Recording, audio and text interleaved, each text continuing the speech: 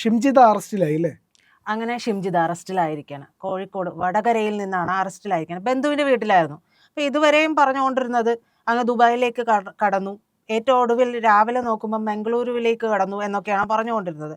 പക്ഷേ ഈ യുവതി ഷിംജിത അറസ്റ്റിലാവുന്ന സമയത്ത് ഞാൻ കണ്ടത് പർദ്ദയൊക്കെ ധരിച്ചിട്ടാണ് വരുന്നത്. അതുവരെയും പർദ്ദ ഉണ്ടായിട്ടില്ല. മോഡേൺ ആയിരുന്നു, ഹൈലി മോഡേൺ ആയിട്ടുള്ള ഒരു യുവതി. ആ സ്ത്രീ എന്തിനാണ് അറസ്റ്റ് ആവുമ്പോൾ പർദ്ദ ഇടുന്നത്? അതിന് പിന്നിൽ കൃത്യമായിട്ടുള്ള ലക്ഷ്യമുണ്ട്. അത് പ്രത്യേക മതവിഭാഗത്തെ പ്രതിനിധീകരിക്കുന്ന വസ്ത്രം തന്നെയാണ്. അത് ഉൾപ്പെടുത്തി തന്നെയാണ് ഈ സമയത്ത് അങ്ങനെ ഇട്ട് വന്നിരിക്കുന്നത്. അല്ലെങ്കിൽ പിന്നെ നമുക്ക് പറയാം ആരും മുഖം കാണണ്ട. ഇനിയിപ്പോൾ ഷിംജിതയുടെ മുഖം ആരാണ് കാണാതിരിക്കുന്നത്? ഷിംജിതയുടെ മുഖം കാണാത്ത ഏതെങ്കിലും ഒരു മലയാളിയാണ്, ഏതെങ്കിലും ഒരു ലോകത്തെ ഏതെങ്കിലും ഒരു മനുഷ്യനുണ്ടാവുമോ? അത്രത്തോളം വൈറലായില്ലേ ഈ സ്ത്രീ.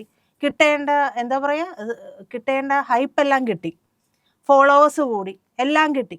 പക്ഷേ ഏത് രീതിയിലായിപ്പോയി? വളരെ മോശമായ രീതിയിലായിപ്പോയി. ഈ ഷിംജിത എന്ന് പറയുന്നത് എനിക്ക് തോന്നുന്നത് ഷിംജിത ഇവിടം കൊണ്ട് അവസാനിക്കും ഒരു പക്ഷേ. സാധാരണ സോഷ്യൽ മീഡിയയിൽ അങ്ങനെയാണല്ലോ, ഇതുവരെയും ഉണ്ടായി. ഇനി ദീപക്കിനെ ആരെങ്കിലും ഓർക്കുമോ പ്രിയ? ഇനി ഷിംജിതയെ ആരെങ്കിലും ഓർക്കുമോ? ഷിംജിതയുടെ കാര്യം അവിടെ പോട്ടെ എന്ന് വിചാരിക്കാം. പക്ഷേ ദീപക് എന്ന് പറയുന്ന യുവാവിൻ്റെ ജീവൻ തിരിച്ചു കിട്ടും? ഈ സ്ത്രീ ചെയ്തത് എത്ര വലിയ ക്രൂരതയാണ്. അതിൽ പറയുന്ന ഒരു കാര്യം ഞാൻ കേട്ടത്, രണ്ടാമത്തെ വീഡിയോയാണ് സത്യത്തിൽ ആ യുവാവിനെ ഏറ്റവും ഹേർട്ട് ചെയ്തത്. അതായത് കാര്യകാരണങ്ങളൊക്കെ ഇതാണ് പറയുന്നത്. ചെയ്തത് മൊത്തത്തിൽ ഫ്ലോപ്പായി എന്ന് മനസ്സിലായ സമയം തന്നെ ഷിംജിത അടുത്ത വീഡിയോ ചെയ്യുകയാണ്. എന്തിനാണ്? അതിനൊരു സൈക്കോളജിക്കൽ നറേഷനൊക്കെ കൊടുത്തുകൊണ്ട് ആ യുവാവിനെ വീണ്ടും പ്രശ്നത്തിൽ പെടുത്താൻ വേണ്ടി തന്നെയായിട്ട്, അതായത് തൻ്റെ ഭാഗം രക്ഷിക്കുകയും വേണം, ആ യുവാവിനെ പെടുത്തുകയും വേണം. അതിനിടയിൽ മറ്റൊരു കാര്യം ഇന്ന് രാവിലെ ഞാൻ കണ്ടതാണ്.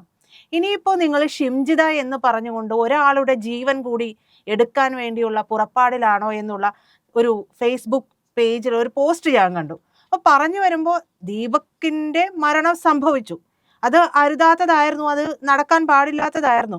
പക്ഷേ ഈ സോഷ്യൽ മീഡിയ എല്ലാം കൂടെ എടുത്ത് ഇത്തരത്തിൽ ഷിംജിതയ്ക്കെതിരെയാണ് ഭൂരിഭാഗം പോസ്റ്റുകളും എല്ലാം വരുന്നത്. അപ്പോൾ അത്തരത്തിൽ പറഞ്ഞിട്ട് ഇനി ഷിംജിതയുടെ ജീവൻ കൂടി അപകടത്തിലാവുമോ? വായിച്ച് താഴേക്ക് വന്നപ്പോൾ ആ പേര് കണ്ടപ്പോൾ എനിക്ക് മനസ്സിലായി എന്തിനു വേണ്ടിയിട്ടാണ് ആ പോസ്റ്റ് ഇട്ടിരിക്കുന്നത് എന്നുള്ളത്.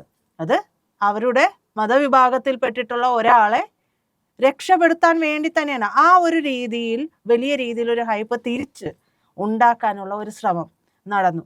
സോഷ്യൽ മീഡിയയിൽ പല പോസ്റ്റുകളും വന്നു. അതിൽ ഷിംജിതയെ അനുകൂലിച്ചുകൊണ്ടുള്ള പുരുഷന്മാരുടെയും സ്ത്രീകളുടെയും പോസ്റ്റുകളൊക്കെ ഉണ്ട്. പക്ഷേ അതൊന്നും വിലപ്പോയില്ല എന്നുള്ളതാണ്. സാധാരണ സോഷ്യൽ മീഡിയയിൽ ഇത്തരത്തിലുള്ള കാര്യങ്ങളൊക്കെ വരുമ്പോൾ രണ്ടു കൂട്ടരും തമ്മിൽ ഭയങ്കരമായിട്ടുള്ള അടി നടക്കും. ഭയങ്കരമായിട്ടുള്ള അടിയാണ് നമ്മൾ കാണുന്നതാണ് നിരന്തരം. പക്ഷേ ഈ ഒരു കാര്യത്തിൽ അത് വിലപ്പോയില്ല. പ്രിയൻ എന്ത് തോന്നിയത്? അത് ഇവരെ ഒരു ലീഗുകാരിയാണ്, ലീഗിൻ്റെ ജനപ്രതിനിധിയായിട്ട് ഇവർ 5 വർഷം പ്രവർത്തിച്ചിട്ടുണ്ട്. ഞാൻ അവിടുത്തെ ആ മനുഷ്യരുടെ അവസ്ഥ എന്തായിരുന്നു എന്ന് ആലോചിക്കുകയായിരുന്നു. ഇവർ വലിയ ക്രൂരമായിട്ടുള്ള മനസ്ഥിതി ഉണ്ട് എന്നുള്ളത് നമുക്ക് മനസ്സിലായി. അതിന് പിന്നാലെ ഇവർ ആ നാട്ടിൽ പ്രവർത്തിച്ചിരുന്നപ്പോഴത്തേക്ക് ഇവരുടെ സ്വാർത്ഥതയ്ക്ക് വേണ്ടി മാത്രമായിരിക്കില്ലേ പ്രവർത്തിച്ചിട്ടുണ്ടാവുക? ഉറപ്പായിട്ടും. അവർ എന്തൊക്കെ ചെയ്തിട്ടുണ്ട്? അവർക്ക് റീച്ച് വേണം, റീച്ചിൽ കൂടെ പൈസ വേണം, പൈസയും പ്രശസ്തിയും രണ്ടുമാണല്ലോ ആഗ്രഹിച്ചത്. അപ്പോൾ അതിന് വേണ്ടിയിട്ട് അവർ ഈ പറയുന്ന പൊതുപ്രവർത്തകയായിട്ട് നിന്നപ്പോൾ പൊതുസമൂഹത്തിൽ നിൽക്കുമ്പോഴത്തേക്ക് ഇവരെന്തായിരുന്നു അന്ന് ചെയ്തിരിക്കുക? ഇവരുടെ പ്രവർത്തനങ്ങളെ മുഴുവൻ പരിശോധിക്കണം. ഇവർ മെമ്പറായിരുന്ന സമയത്ത് പഞ്ചായത്തിൽ എന്തൊക്കെ പരിപാടി നടത്തിയിട്ടുണ്ട്? അനധികൃതമായിട്ട് എന്തെങ്കിലും കാര്യങ്ങൾ ചെയ്തിട്ടുണ്ടോ? ഇവരുടെ സാമ്പത്തിക കാര്യങ്ങൾ, സാമ്പത്തിക ഇടപാടുകൾ, ആരൊക്കെ ആയിട്ടാണ് ബന്ധം? ഇതെല്ലാം കൃത്യമായിട്ട് പരിശോധിക്കണം. ഇത് ഒരു പബ്ലിക് ഓഡിറ്റിങ്ങിന് വിധേയമാക്കേണ്ട കാര്യങ്ങളാണ് ഇതെല്ലാം എന്നുള്ളതാണ്. കാരണം അത്രമേൽ അപകടകാരിയാണ് ഈ സ്ത്രീ എന്നുള്ളതാണ്. അത് കാരണം സാധാരണഗതിയിൽ ഒരു തെറ്റ് പറ്റിക്കഴിഞ്ഞാൽ ആ മനസ്സിലെ ഒരു തെറ്റ് പറ്റി, ഇപ്പോൾ ഇവർ ചെയ്ത കാര്യം തെറ്റാണെങ്കിൽ ഇവർക്ക് വന്നൊരു വീഡിയോ ചെയ്യാമായിരുന്നു. ഒന്നുമല്ല, തെറിയായിരിക്കും കിട്ടുന്നത്. പക്ഷേ ഇവർക്ക് ആ മരണം അറിഞ്ഞപ്പോഴത്തേക്കും ഞാൻ അതിൽ ഒരു മാപ്പപേക്ഷ ഇങ്ങനെ ചെയ്തിട്ടുണ്ടെങ്കിൽ അത്രയെങ്കിലും ഇത് ചെയ്യായിരുന്നു. പക്ഷെ അതൊന്നും ഇവർ ചെയ്തില്ല. ഇവർ ഈ PP ദിവ്യ കണക്ക് വലിയ ഇതായിട്ട് ഒളിവിൽ പോവുകയും പിന്നീട് ഇപ്പോൾ പോലീസ് പിടിയിലാവുകയും ചെയ്തു. PP ദിവ്യ ഇതുപോലെ ആയിരുന്നല്ലോ. PP ദിവ്യ ചെയ്ത കൊലപാതകമാണ്. അതേ കൊലപാതകം തന്നെയാണ് ഇവിടെയും ചെയ്തിരിക്കുന്നത്. കാരണം ഒരാളെ കൊല്ലാനായിട്ട് ഇത് വെട്ടുകത്തി എടുത്ത് വെട്ടുകയോ ഇല്ലെങ്കിൽ തോക്കെടുത്ത് വെടിവെക്കുകയോ ഒന്നും വേണ്ട. വാക്കുകൾ മതി. വാക്കിന് നല്ല നല്ല മൂർച്ചയുണ്ട്. ഒരാളെ കൊല്ലാൻ പോകുന്ന ആയുധമാണ് വാക്ക് എന്ന് പറയുന്നത്. പി ദിവ്യ അവിടെ ഒന്ന് സംസാരിച്ചിട്ട് പോയപ്പോൾ ഒരു മനുഷ്യൻ്റെ ജീവൻ പൊലിഞ്ഞിട്ടുണ്ടെങ്കിൽ ഇവിടെ ഒരു റീല് ചെയ്തപ്പോഴാണ് ഒരു ജീവൻ പൊലിഞ്ഞതെന്നുള്ളത്. മനസാക്ഷി ഇല്ല എന്നുള്ളതിൻ്റെ വ്യക്തമായ ദൃശ്യമാണ് അവിടെ കാണുന്നത്. അവർക്ക് എന്തും ചെയ്ത് റീച്ച് ഉണ്ടാക്കുക. ഞാൻ കഴിഞ്ഞ ദിവസം നമ്മുടെ വീഡിയോയിൽ പറഞ്ഞതാണ്, കാഫറിനെ കൊന്ന് സ്വർഗം നേടുക എന്ന് പറയുന്നത് പോലെ അന്യമത വിശ്വാസിയെ കൊന്ന് സ്വർഗം നേടുക എന്ന് പറയുന്ന അതേ മനോഭാവം വീടിൻ്റെ മതിലിൽ എഴുതി വെക്കുന്നു, വിഗ്രഹാരാധകരെയൊക്കെ തീർക്കണമെന്ന് പറഞ്ഞുകൊണ്ട് എഴുതി വെച്ചല്ലോ. അതേ മനോഭാവം, അതേ തീവ്രവാദി മനോഭാവമാണ് ഷിംജിതയ്ക്കുമുള്ളത്. കാരണം എനിക്ക് റീച്ച് കിട്ടണം, എനിക്ക് പൈസ കിട്ടണം, ആരെ കൊന്നാലും കുഴപ്പമില്ല എന്നുള്ളതാണ്.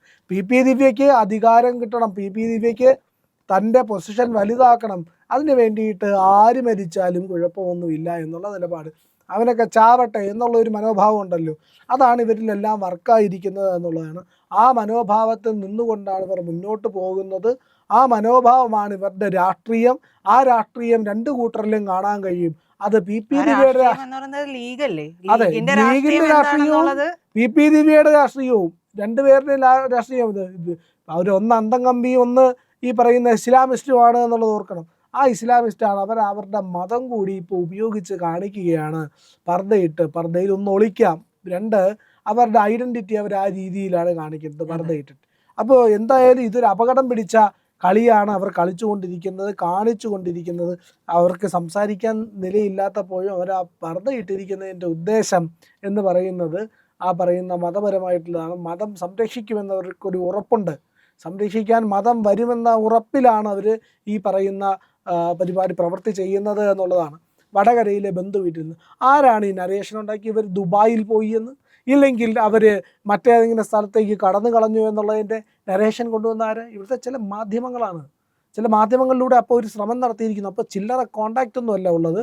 ഒന്ന് അന്വേഷിക്കണം, ഒന്ന് പബ്ലിക് ഓഡിറ്റിന് വിധേയമാക്കണം. ഷിംജിതയ്ക്ക് എന്തൊക്കെ ബന്ധങ്ങളുണ്ട് ഇവരുടെ ഈ പറയുന്ന പൊതുപ്രവർത്തകയായിട്ട് നിന്ന സമയത്ത്, അതായത് ജനപ്രതിനിധിയായിരുന്ന സമയത്ത് ഇവരുടെ ഇടപാടുകൾ എന്തായിരുന്നു, ഇവർക്ക് മറ്റെന്തൊക്കെ കണക്ഷനുണ്ട്, വിദേശത്ത് പോയിട്ടുണ്ടെങ്കിൽ അവിടെ ആരൊക്കെ ആയിട്ടായിരുന്നു ബന്ധം എന്നുള്ളത് കൃത്യമായിട്ട് അനലൈസ് ചെയ്യണം, അന്വേഷിക്കണം.